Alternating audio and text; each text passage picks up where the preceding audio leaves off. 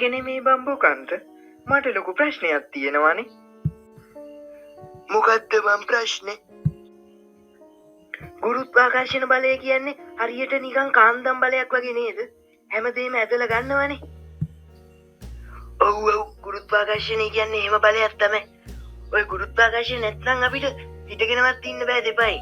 මොකද අපි පාවෙන්න බලනවානේ. ඒක නෙමෙයි බා. පෘථිවිය තමන්ගේ ගුරුත්වාකර්ෂණ බලයෙන් අපි හැමෝමම එයාගේ දෙසට ඇදගෙනනේ ඉන්නේ. දැන් එයා වගේමනේ ඉරමාම. එයාටත් තියෙනවනේ අපේ පෘථිවියටත් වැඩිය ලොකු ගුරුත්වාකර්ෂණ බලයක්.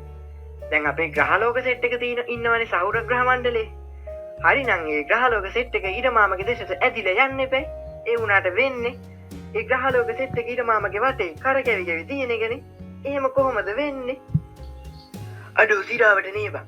යකෝ ඒ ගාලා මගෙත් රැකපෙන්න. අන්න සමන්තේනෝ අපි වෙන්වත් අහලා බලමු.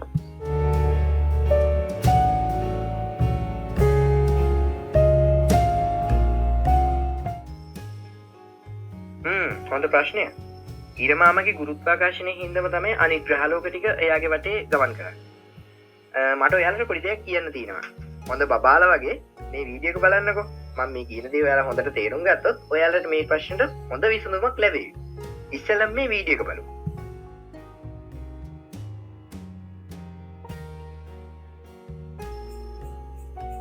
දැන් ඔයාලා හිතනවා ඇති මේ ගලක් කරකවන එකකුයි ගුරුත්වාකර්ෂණය අතර සම්බන්ධය මොකක්ද කියලා. බලාගෙන ඉන්නකෝ. එතකොට ඔයාලට තේරෙයි. දැන් මම ඔයාලට කියලා දෙන්න යන්නේ වෘත්ත චලිතය ගැන. දැන් ඔයාලා පොඩි කාලේ කරලා ඇති මේ වීඩියෝ එකේ වගේ ගලක් නූලකට යට ගහලා කරකවලා ඇති.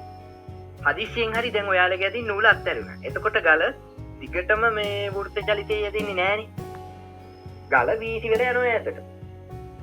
දැන් ඒක වෙන්නේ මෙහෙම.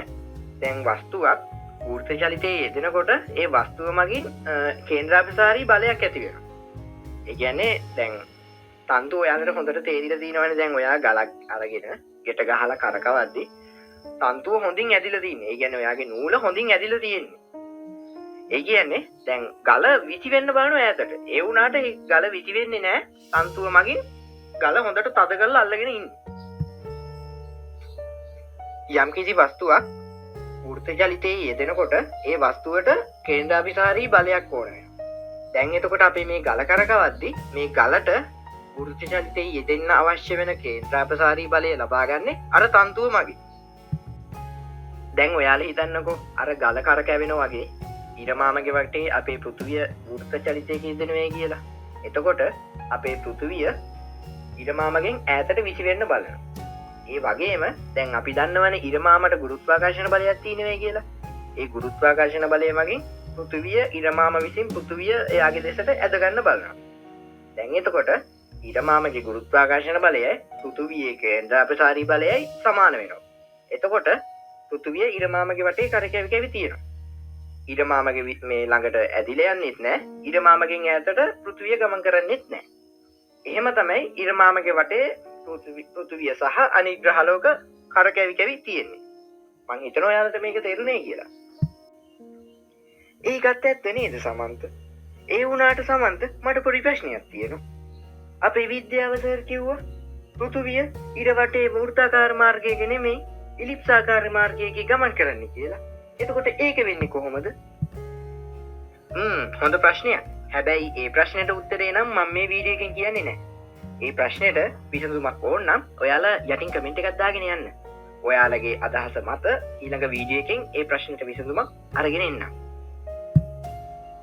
කොල්ලනේ කෙල්ලනේ එහෙනම් ගැම්මට සකර බයිස් පාරක් දාගෙන යන්න හරිද?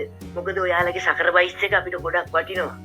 මේ වගේ අලුත් කැකපණින තවත් වීඩියෝ එකකින් හමු වෙමු. ඔයාලට ජය වේවා.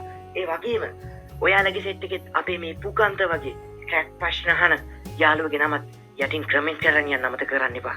ඔයාලට ජය වේවා.